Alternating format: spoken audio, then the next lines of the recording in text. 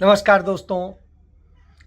इरादा ठीक से उनका अगर हम जान लेते, नहीं रहता गिला खुद से उन्हें पहचान लेते। आज मैं इस इरादे की बात क्यों कर रहा हूं? इसलिए कर रहा हूं, आज ही का वह दिन था, वही तारीख थी। 1977 का साल था। हिंदुस्तान के इतिहास में पहली बार जांच एजेंसियों का दुरुपयोग शुरू हुआ था। आनन फानन में एक एफआईआर दर्ज की गई थी और उस एफआईआर में आरोप लगाया गया था कि श्रीमती इंदिरा गांधी ने 1971 का रायबरेली से चुनाव बेजा तरीके से जीता है। उन्होंने चुनाव प्रचार के लिए जो 100 जीपें खरीदी थी, वो असल में कांग्रेस पार्टी के खाते से नहीं, पूंजीपतियों से मदद लेकर के खरीदी गई थी और इसके लिए पूंजीपतियों को लाभ दिया गया था। हालांकि आज यदि यह बात करते हैं तो पूरी तरीके से बेमानी है, क्योंकि आज जिस तरीके से सत्तारूढ़ दल तमाम पूंजीपतियों का इस्तेमाल कर रहे हैं अपने चुनाव जीतने के लिए, चुनाव अपने प्रचार के लिए, अपने तमाम सारी चीजों के लिए, और उन्हें जिस तरीके से लाभ दे रहे हैं वह आप समझ सकते हैं। लेकिन श्रीमती इंदिरा गांधी पर यह आरोप लगा। हालांकि वह पैसा कांग्रेस पार्टी का ही था, कांग्रेस पार्टी को दिया गया चंदा था जो कानूनन दिया गया था। बहरहाल, चूंकि इंदिरा गांधी को गिरफ्तार करने की बड़े दिनों से मुहिम चला रखी थी भाजपा और उसके जैसे तमाम सारे दलों ने मिल करके, जो भारतीय जनता पार्टी होती थी उसका मूल संगठन था जनसंघ, उसने विलय किया था जनता पार्टी में और सब ने मिलकर वह सरकार बनाई थी।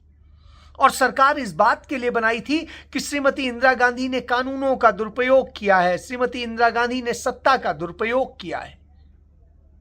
लेकिन जैसे ही वो सत्ता में आए तो श्रीमती गांधी ने तो सब कुछ कानूनन किया था, यहां सब गैर कानूनी हो रहा था। बुलाया गया सीबीआई के अधिकारियों को और कहा गया कि एक एफआईआर दर्ज कीजिए। उन्होंने कहा बनता नहीं है, उन्होंने कहा फिर भी कीजिए और गिरफ्तार कीजिए और इंदिरा गांधी को जेल में डालिए। बहरहाल, आज की तारीख थी, 1977 का साल था। सीबीआई के एसपी एनके सिंह के नेतृत्व में वहां पर पुलिस पहुंची और किरण बेदी समेत तमाम सारे ऑफिसर्स बाहर पूरा लग गए फोर्स लेकर के, और उसके बाद में इंदिरा गांधी को गिरफ्तार करने की पूरी साजिश के साथ वो पहुंचे। इंदिरा गांधी मीटिंग कर रही थी। उनके पीए धवन साहब ने कहा कि आपका कोई अपॉइंटमेंट नहीं, उन्होंने कहा अपॉइंटमेंट के लिए नहीं आए हैं, आज हम उनको बगैर अपॉइंटमेंट के लिए आए, उस काम के लिए आए हैं जिसके लिए अपॉइंटमेंट की जरूरत नहीं है। बहरहाल, थोड़ी देर बाद में इंदिरा गांधी जब तैयार होकर के आई तो इंदिरा गांधी ने कहा नहीं, आप यदि मुझे गिरफ्तार करना है लगाइए हथकड़ी, मैं चलने को तैयार हूं। सीबीआई अफसरों की हिम्मत नहीं पड़ रही थी कि उन्हें हथकड़ी लगाएं, लेकिन इंदिरा गांधी अड़ गई। उन्होंने कहा हम आपको जमानत देना चाहते हैं, आप बेल ले लीजिए, हम निजी मुचलके पे देने के लिए लेकर के आए। उन्होंने कहा नहीं, मैं कोई बेल नहीं लूंगी, मैं जेल जाऊंगी, मुकदमा लड़ूंगी, झूठ से के आगे झुकूंगी नहीं। और श्रीमती इंदिरा गांधी अंततः गिरफ्तार होकर के ले जाई जाने लगी और उन्हें फरीदाबाद की तरफ जब ले जाया जाना लगा तो श्रीमती इंदिरा गांधी ने काफिले को रुकवा दिया। रेलवे क्रॉसिंग थी, सब बैठ गए उतर के। कहा स्टेट कैसे आप बदल सकते हैं, वो हरियाणा स्टेट है और दूसरे स्टेट में कैसे ले जा सकते हैं। निश्चित रूप से यह बिल्कुल कानूनी गलत था। तब तक कांग्रेस के वकील और सारे सब पहुंच चुके थे और उसके बाद में इंदिरा गांधी को वापस दिल्ली में लेके आना पड़ा और पुलिस ऑफिसर्स मेस को जेल में तब्दील किया गया और वहां श्रीमती इंदिरा गांधी को गिरफ्तार करके रखा गया। अगले दिन जब मेट्रोपॉलिटन मजिस्ट्रेट के सामने उन्हें पेश किया गया तो मेट्रोपॉलिटन मजिस्ट्रेट ने पूछा इंदिरा गांधी की गिरफ्तारी के कारण क्या है, सबूत क्या है। उन्होंने कहा ये एफआईआर है। उनका एफआईआर से क्या होता है। उसके साथ कोई एविडेंस होना चाहिए। बगैर एविडेंस के आप गिरफ्तार कर लेंगे। बस कोई जवाब नहीं था सीबीआई के पास। उन्होंने कहा हमें अभी वक्त लगेगा सबूत दो, तो उन्होंने कहा बगैर सबूत के ही आपने एफआईआर दर्ज कर ली, बैठे बैठे सब कर लिया। और अदालत ने कहा डिसमिस। इतना कहना था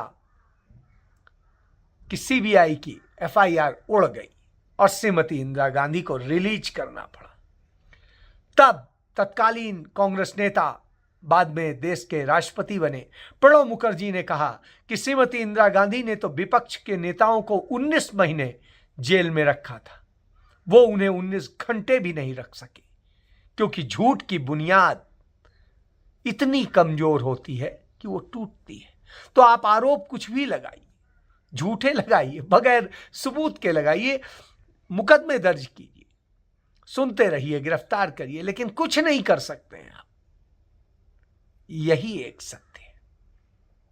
इसी सत्य के साथ आज नरेंद्र मोदी जो कर रहे हैं, जिस तरीके से सीबीआई, ईडी, दूसरे और तमाम सारी जांच एजेंसियों का दुरुपयोग कर रहे हैं, विपक्षी नेताओं पर कर रहे हैं, पत्रकारों पर कर रहे हैं और दूसरों पर कर रहे हैं। श्रीमती इंदिरा गांधी की इमरजेंसी की जरूर बात करनी चाहिए कि जब उन्होंने 25 जून 1975 को इमरजेंसी लगाई थी तो हालात क्या थे। भारत ने पाकिस्तान को 2 टुकड़े कर दिया था। अमेरिका भारत को बर्बाद करने के लिए विपक्षी नेताओं पर इन्वेस्ट कर रहा था और किस तरीके से पूरा खेल रचा जा रहा था।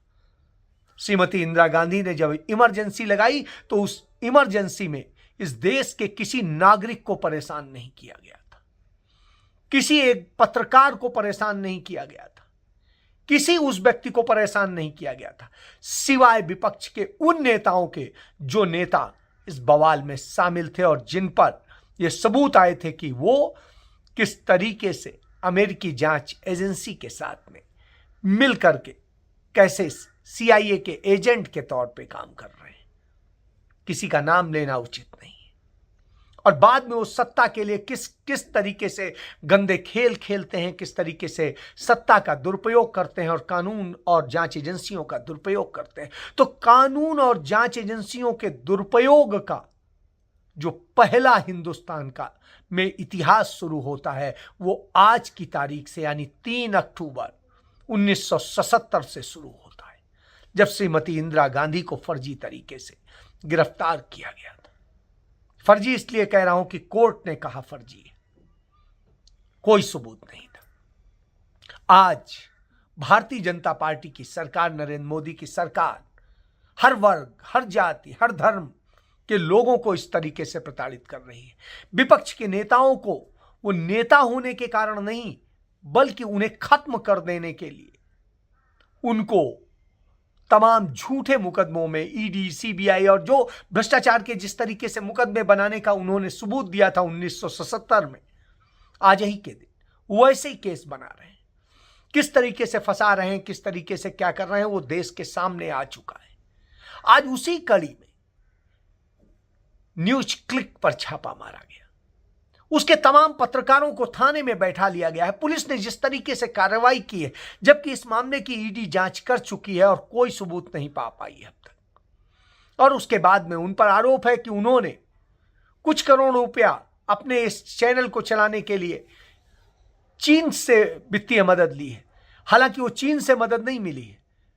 वो जो सिंघम है, रॉय सिंघम, वो वास्तव में अमेरिकन बिजनेसमैन है और वो चीन और उसके साथ व्यापार करते हैं और उसी व्यापार का यह हिस्सा है। और उसी कड़ी में उन्होंने भारत में भी इस पे इन्वेस्ट किया है और उसमें इन्वेस्टमेंट इस तरह का नहीं है कि जिसे कहा जाए कि फॉरेन फंडिंग है या कोई और चीज। ये सीधे सीधे है कि अपने कार्यक्रम करते हैं, उसमें जो रेवेन्यू मिलता है उससे हिस्से में हर एक को अपना, जो भी लोग काम करते हैं उनको उनकी हिस्सेदारी होती है। सच को सच और गलत को गलत कहना इसका काम है। तो इस तरह से आज पत्रकारों को प्रताड़ित किया जा रहा है, उनको गिरफ्तार किया जा रहा है, उनके कंप्यूटर, लैपटॉप, मोबाइल फोन जब्त किए जा रहे हैं, उनके डाटा लिए जा रहे हैं। क्यों? यह इस तरह से इसलिए हो रहा है क्योंकि आपको डरा के रखना है। मोदी सरकार कैसे रहे, क्योंकि वो डर के बूते रहती है। इसीलिए महात्मा गांधी कहते थे डरो मत, और उसी बात को राहुल गांधी रिपीट करते हैं। और राहुल गांधी उस डर से ऊपर उठ चुके। हमने देखा कि पिछले साल राहुल गांधी को इसी तरीके से ईडी ने 55 घंटे तक पूछताछ की थी। किस तरीके से उनको 5 दिनों तक प्रताड़ित किया गया था। फिर उनकी बीमार मां को किस तरीके से 3 दिनों तक परेशान किया गया। राहुल गांधी ने इसके बाद भी कहा कि और पूछना है पूछ लीजिए। उनकी बहन, उनके बहनोई और सबको किया गया, लेकिन आज तक एक सबूत नहीं जुटा सके। बस आरोप हैं, वैसे ही आरोप हैं जैसे श्रीमती गांधी पर 100 जीप खरीदने का आरोप लगा था, और वो भी चुनाव प्रचार के लिए। तो आप समझिए कि किस तरह से करते हैं। जबकि यहां पर चुनाव प्रचार में एक कंपनी विशेष के हेलीकॉप्टर्स, विमान और न जाने क्या क्या इस्तेमाल किए जाते हैं, क्या क्या संसाधन इस्तेमाल किए जाते हैं, वो गलत नहीं मानते हैं। सारी व्यवस्थाएं सरकारी एजेंसियां करती हैं, उसको वो गलत नहीं कहते हैं। वो सिर्फ नफरत फैलाते हैं। राजस्थान जाते हैं तो कहते हैं कि हाँ, कन्हैया की हत्या ने आप नहीं भूल सकते, और कन्हैया की हत्या के जो मुल्जिम है, वो मुल्जिम कौन है? वो मुल्जिम मुस्लिम मंच से जुड़े हुए, राष्ट्रीय मुस्लिम मंच, जो भारतीय जनता पार्टी आरएसएस का है। उसके अलावा भी बहुत सारी चीजें जब आप सच को देखेंगे। यही वजह है कि राहुल गांधी सच के लिए लड़ते हैं। और राहुल गांधी अमृतसर गए, उन्होंने हरमिंदर साहब में यानी गुरुद्वारा जो है स्वर्ण मंदिर में जाकर के उन्होंने पूरी सेवा की, जूठे बर्तन भी धोए, लोगों को जल पिलाने की सेवा भी की, और बहुत सब चीजें करी।